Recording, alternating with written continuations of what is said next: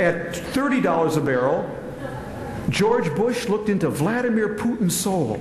George Bush looked into Vladimir Putin's soul and he saw a good man down there. You look into Putin's soul at $80 a barrel, you'll see Lukos, Izvestia, Pravda, Gazprom, the parliament, everything he swallowed courtesy of $100 a barrel. So the price of oil and the pace of freedom operate in an inverse correlation. Now, there's actually a really important strategic point here. I actually gave a lecture on this in Moscow at the U.S. Embassy. And I made the point, with all due respect to Ronald Reagan, people forget that in December 1991, when the Soviet Union collapsed, the price of oil was $15 a barrel. Okay, it was Sheikh Ahmed Zaki Yamani who brought down the Soviet Union, basically, not Ronald Reagan. So I made that point. Actually, it was closer to $10 a barrel, so I made this point. And afterwards, I got down from the stage. Vladimir Mao, runs one of their best economic institutes. I said to Vladimir, I'm right? It was $10 a barrel oil that brought down the Soviet Union. He said, no, Tom, you're wrong. It was $80 a barrel oil, followed by $10 a barrel oil, that brought down the Soviet Union. Because what $80 a barrel oil did was sucker the Soviet state into extending itself into all these areas, subsidies and whatnot, and then when $10 barrel oil came, whammo. It had to pull out of so many areas, the whole system collapsed. Iran is in exactly that position. That if you could take oil from $120, they've got 12%, 15% unemployment there at $125 barrel oil.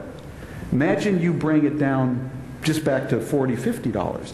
The impact would be enormous. That's how you get leverage. But that's a long-term project. In the short run, we have no short-term leverage on Iran other than a military solution. Okay, let me go back to your quote about America strong and Israel strong.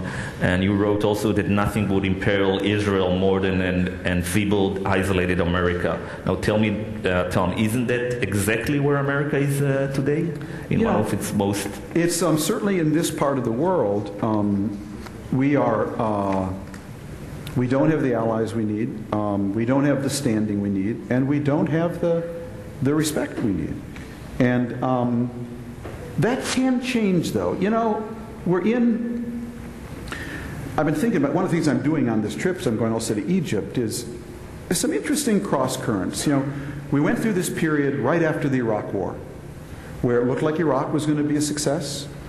Gaddafi called up, said, send Rotor-Rooter, I've got some nukes in my basement. Suddenly we got rid of his nukes. Syria got out of Lebanon. Egypt held elections.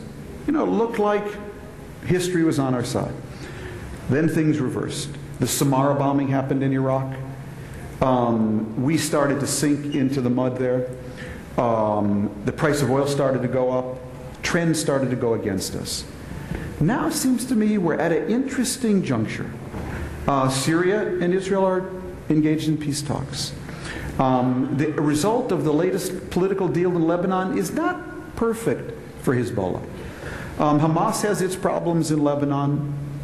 Mughniya had a terrible accident in Damascus. And so far Hezbollah has done nothing. According to the CIA, a nuclear project in Syria disappeared with no reaction. And so the pendulum may be coming back away. I believe 90% depends on Iraq. If we can, and Iraq, we had our best month in Iraq since the war started, in terms of American casualties. As Iraq goes, so goes America's standing. If we can, I don't want to say democracy, but if we can produce a decent outcome in Iraq, where we defeat Al-Qaeda in the heart of its world, that will tip this thing in a different direction. Now, the Israeli-Palestinian thing, that's a different story. It's on a different rhythm and a different set of problems. But if you're talking about America, I think the ball game is how Iraq ends. And that's despite the fact that oil may be going to 200 now. Well, we have to have, this is what my next book is about, if we don't have a a radically new energy policy. We will have $200 barrel oil, and basically our ability to shape the world against the petro-dictators will be enormously... Okay, before we go into energy, well, let's talk about your writing for a second. How much is it important to you as a columnist in the New York Times and as an American Jew, the strengths and the survival of Israel?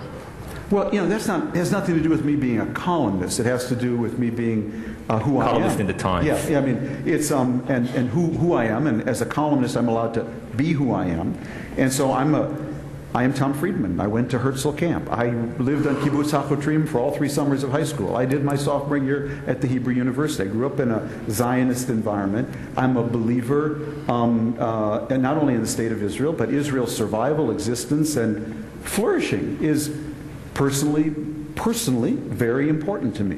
How that comes out in my column, it comes out in different ways, which sometimes people understand, sometimes they don't, because when you're an American Jew and you're writing for the New York Times and you have my biography, some American Jews think I'm writing for, you know, a Jewish newspaper, and so they have expectations of you that are unrealistic.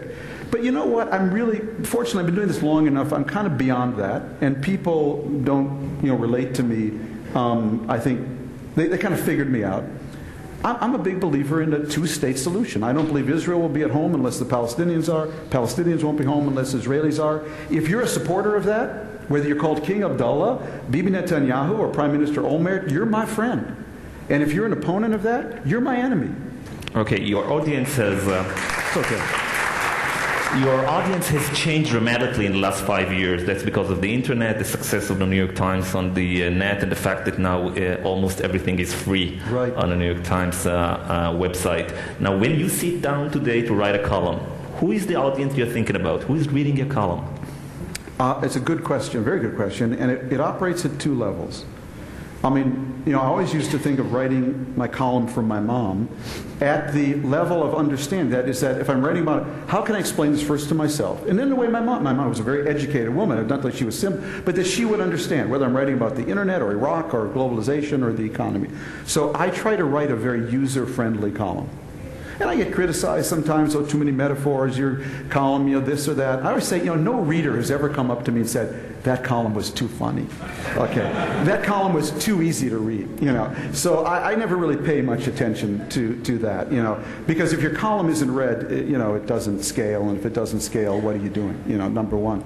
But in terms of the audience, I am keenly aware, so I'm a local, because my column, like all the other columns, is syndicated to about 500 newspapers around the world. So I am actually a local columnist in Haaretz. I'm a local columnist in the Hyderabad Sunday Times. I'm a local columnist in the Netherlands newspaper, in Denver, in South America. So there's never one newspaper. I'm keenly aware, though, that I have a global audience, because I hear from people. The World is Flat sold 500,000 copies in China. So there's a lot of people there reading this